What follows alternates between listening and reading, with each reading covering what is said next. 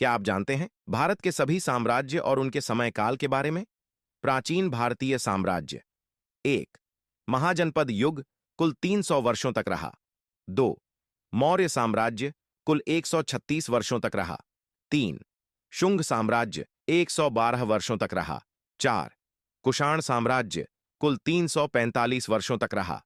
पांच, गुप्त साम्राज्य कुल 230 वर्षों तक रहा।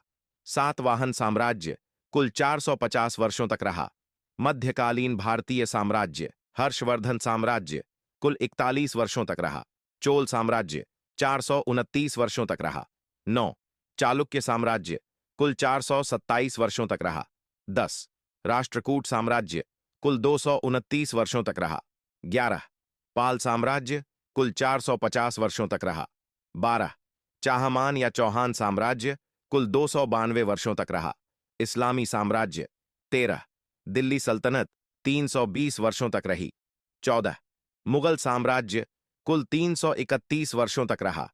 आधुनिक भारतीय साम्राज्य 15, मराठा साम्राज्य कुल 144 वर्षों तक रहा।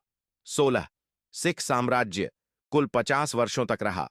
17, ब्रिटिश शासन कुल 200 वर्षों तक रहा।